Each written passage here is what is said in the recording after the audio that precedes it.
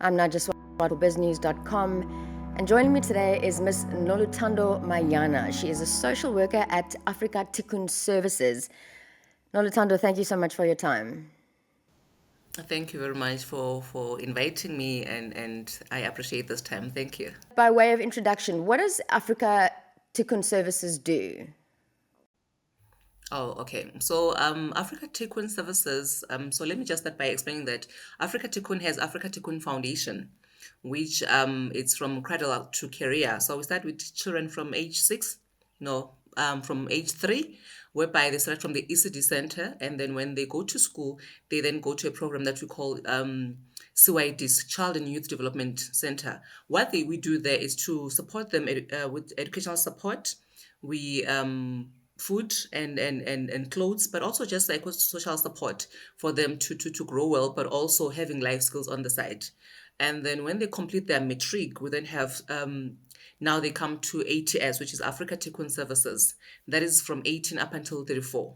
So it's basically about empowering them with work skills, work readiness, but also initially what we'll do, we'll assess all of them to see, let's say we assess Noluthando. What Noluthando is it? What are Noluthando's strengths? Is Nolutando good in terms of handwork? Is Nolutando good in terms of academically? Then we'll then sort of put them in terms of their strengths. Others will then enroll to higher education. Then we have bursary department that assist them with that. Others will be good in handwork. Then we assist them to sort of take them to where they are good at. After the training that we'll have, that is provided by different service providers who are partners with Africa Tikkun Services, we'll then place them for job placement. Because young people will tell you that I have this degree or I have this qualification, but I'm not able to work because I don't have work experience. So we have different partners that we've partnered with where we'll place them. While we place them, we give them a stipend from Africa Tikkun Services so they can get work experience. But in all of that, where does social worker comes in? Social worker will then provide support from cradle, from age 3 years of age up until to post matric. So I'm the social worker that works at Africa Tikkun Services, whereby now all of them, when they are enrolled into our programs, we conduct screening. Screenings for us to know if Nolutando is in need of any psychosocial support. Psychosocial support can be food parcels, can be emotional support. Mental health is an issue. It's a reality because now, as soon as a child is in an internship and they get a stipend of minimum starts from 1.5 up until to 4.3, depending on the program that they are in. Now, at home, when I say I'm now getting this stipend, in isiZulu it will be a salary. There's no word stipend in isiZulu. So at home, you might find that they assume that now I'm working. They assume now that I can also contribute in terms of the family well-being, which puts a lot of pressure on young people that we see. And as a result, we need to sort of deal with childhood trauma with them. If because more than anything, we create awareness about mental health. But our awareness is focusing on we have a safe space for you to come should the need arise for emotional and mental support. But also constantly creating awareness about what is mental health. Why should we deal with those things? What is self-concept? Why it's important that I as Tando, I'm contained with who I am, you know, and what are the issues that I need to deal with so that I can be able to deal with pressure, with work stress, with societal expectations. Because around the age of 20, you find that 20 to 25, they sort of compare themselves to their peers. My peer is adverts, my peer is driving that and that. But also the societal expectation, which says that by this age you should have done this and that and that. So we try as much as we can to provide one-on-one counseling with them, but also to create awareness and to say to them, you have the platform.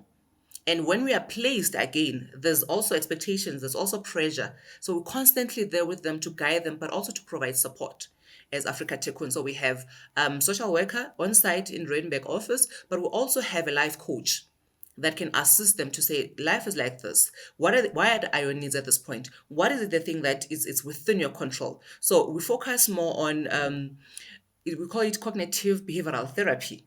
So it looks at you're the master of your mind.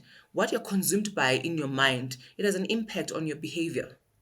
So again, we encourage them to say, what is that is within my control? I don't have control where I'm born, but I do have control of where I'm heading. by being open-minded, by working hard, but also by being able to know who am I as Tando, when do I need support, when do I need that and that, and also to go and request that support. And is African Tikkun Services, is it an NGO? I mean, who funds the work that you do? Yes, Africa Tikkun Services is an NGO. We have different over the years. As I was saying, that we have Africa Tikkun Foundation. It's been operating for years. To be precise, I think after 1990, that's when how it started was to say, let's assist with food. Let's give people who are poor food. But then it was that when we just give food without empowering them, we are creating dependence on them. But now, why don't we hire social workers so that social workers can come and say, but let's provide food, let's provide psychosocial support. But then again, as it was developing, social workers said, no, but we can't just be providing emotional support, mental support, and food. What about empowerment in terms of education?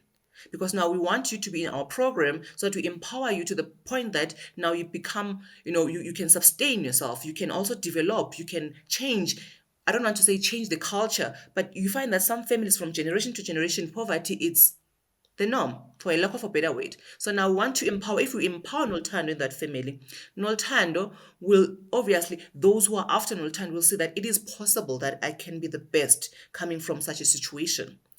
So the psychosocial support then doesn't only empower the child, but will also look at, is this family a vulnerable family? How do you best empower?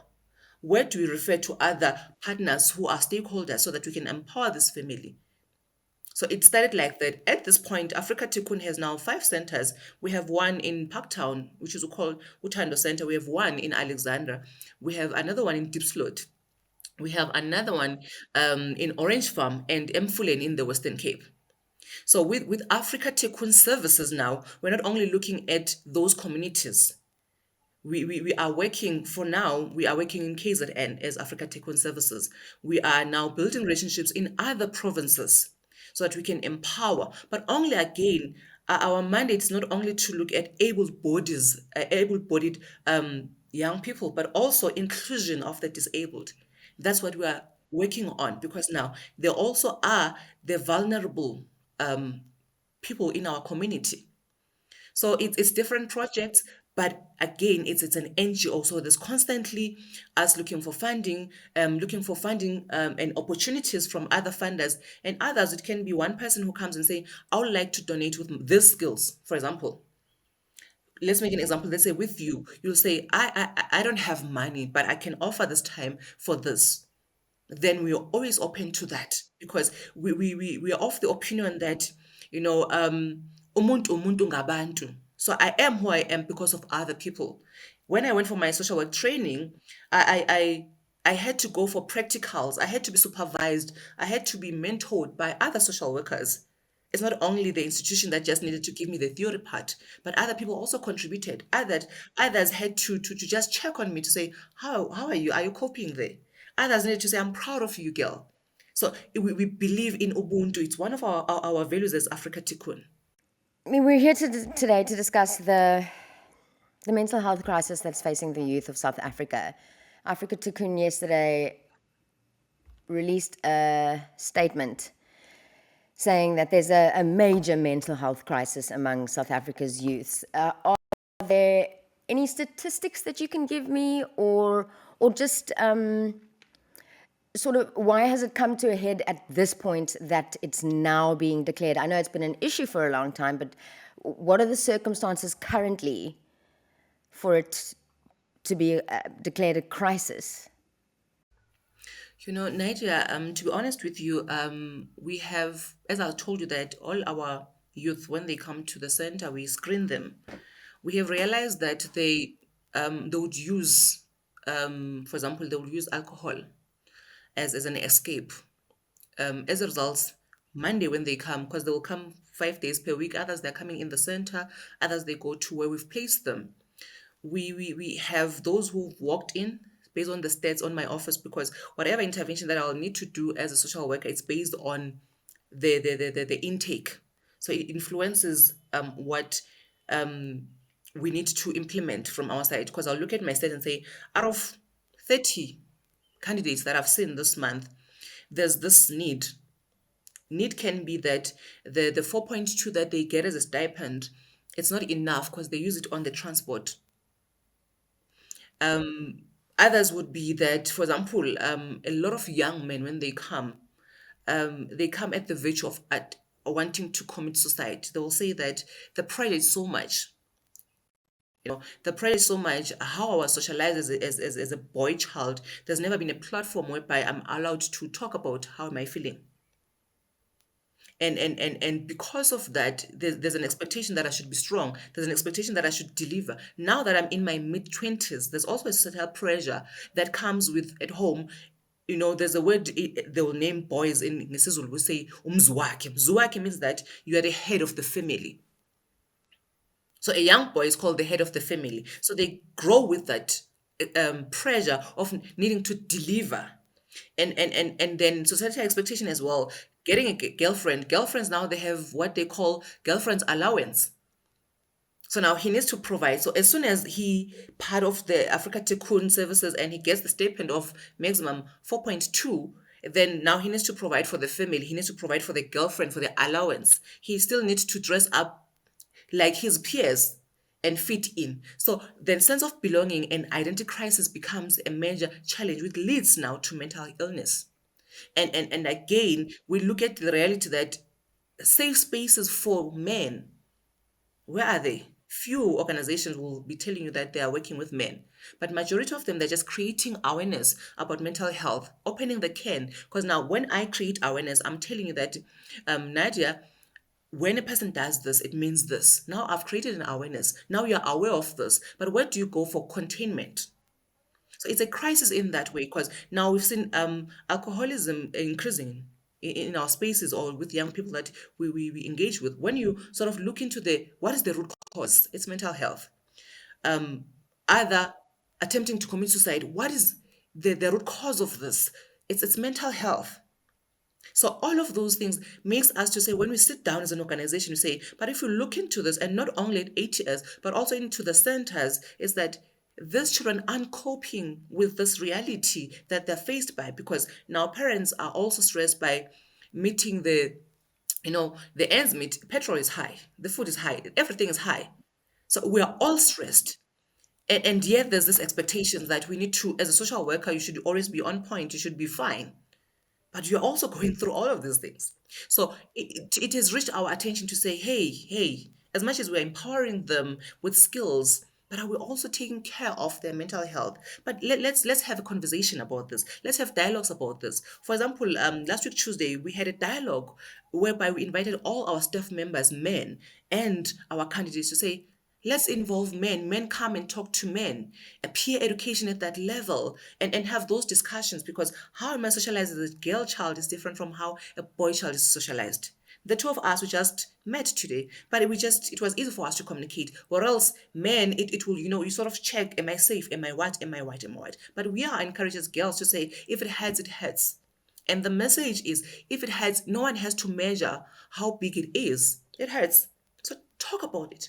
It hurts. It causes a discomfort on my side. So that is the conversation that we are having to the point that Africa Tikkun, we even have what we call a wellness desk, whereby literally every week we change to say, let's talk about mental health. Different, what is depression? What is this mental health on its own? It's emotional, it's psychological, it's social well-being. Where are you? So that we encourage self-reflection, we encourage, that constant conversation with self. Because I always say to them, you talk to yourself more than you talk to anyone. And how powerful is your mind? I might not be able to read your mind, but your behavior will show me what you are consumed by in terms of your mental health. So hence we are saying that it's a crisis, dear. So the press release also indicated that there have been recent deaths because of substance abuse and gun violence. Are the two related? The substance abuse and gun violence. So when we were engaging on that, because as I've said to you that we're not only working in Randburg or in Gauteng, it's national. We also look in terms of young people. What's happening? What's the reality of such social? Now I'm saying social work. Apologies about that. What is the reality in South Africa? What is the reality? People use alcohol to escape their reality. I always say to young people to say, it's very important that when you reflect, you look in terms of, I'm going through this at this point, and whatever that will be my escape should be something that is not causing another problem. As I've mentioned to you, I've said that we've noticed, excuse me, that there's an increase in terms of alcohol abuse. One, when is intoxicated by abuse or any substance, it leads to how you judgment levels are different from when you're sober, Yeah, they're impaired. which exposes you to a lot of things. It exposes you to violence. It exposes you to all sorts of abuse.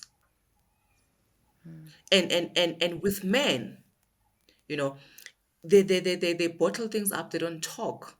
As a result, when it gets to the point whereby now they want to release the frustrations, or they'll usually act physically or with anger, which leads to what? If I have a gun, or if I have a bottle, or if I have a brick, what then leads to? you know I always tell them to say, never make an emotional decision.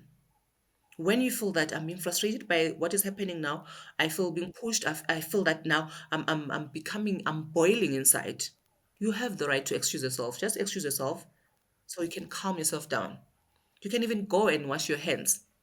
I'll usually say to them, even if it's in the middle of the meeting, just say, "Can I please be excused?" You go to the bathroom, you wash your hands, you look into your face, you just say, "Oh, okay, all right." That will calm you down. You go to the tap and drink water literally like this, because now when I drink water with my hand, water will come the side. Water will come the side. It distracts me. I end up laughing. I do that as a social worker, because you find that I have um, people who are extremely, overwhelmed. You find that, for example, my Monday was extremely tense. I had five, you know, learners who came, and all of them, they spoke about, I don't see why am I still alive because of these pressures. And I remember with the fifth one, I stood up with her, and someone else wanted to come. I just said, "Please just give me 5 minutes. I'm going to the bathroom." Was I pressed? No, I wasn't pressed. But because I am aware of myself, self awareness is very important. I just went and washed my hands and look at my lip color and, things that are just distracting me, but in a positive way.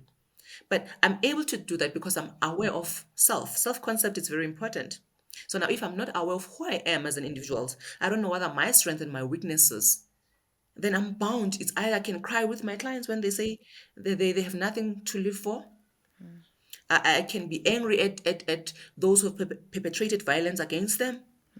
I can be bitter and be angry at men because men are violating women. I can be bitter at parents who subjected their children to parentification, because parentification is about a child now having to take a role of being a parent, and does not it's Well, never when they're ends. still children As one themselves. gets to work now, there's an expectation to now, we've been staying in this RTP house, therefore because you are working now you need to build a house to be big, and now we classify it as black tax. But when does it end?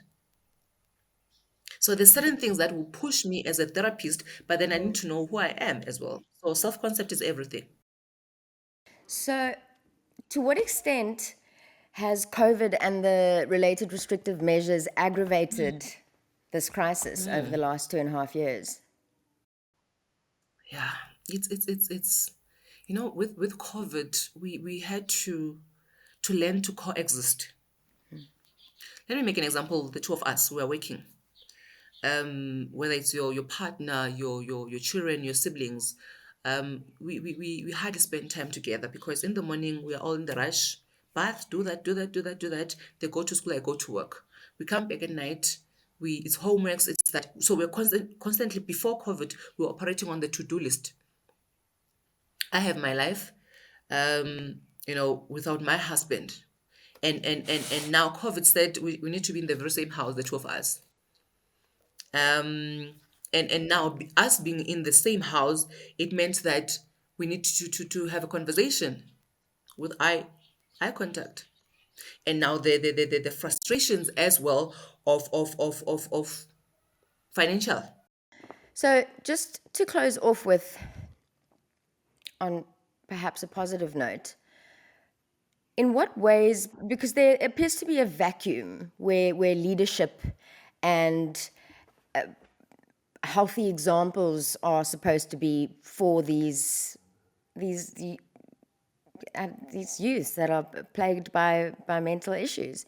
So, what can we do? What can educational institutions and schools do to fill this vacuum to begin to alleviate the issue? I think firstly having honest and sincere conversations about mental health, and actually knowing it. For now, as a social worker, all the interventions that I use of mental health are Western. Can a go in the community relate to what I'm talking about when I say mental health?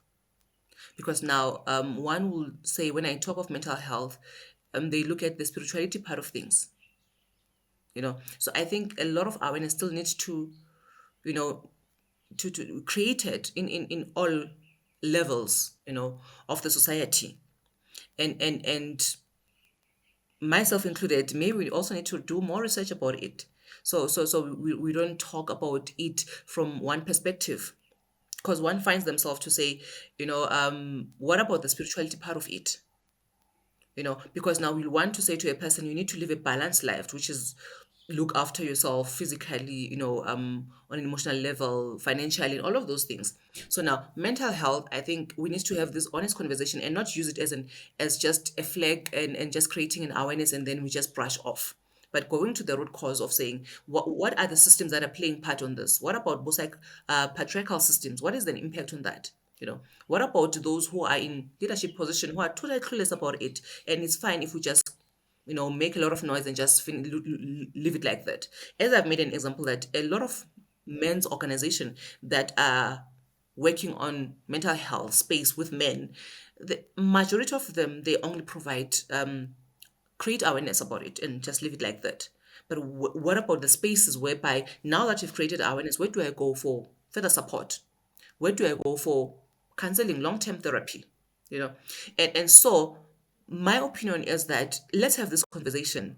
Let's make no noise about it, because it's a reality, it's a fact, and it is a crisis.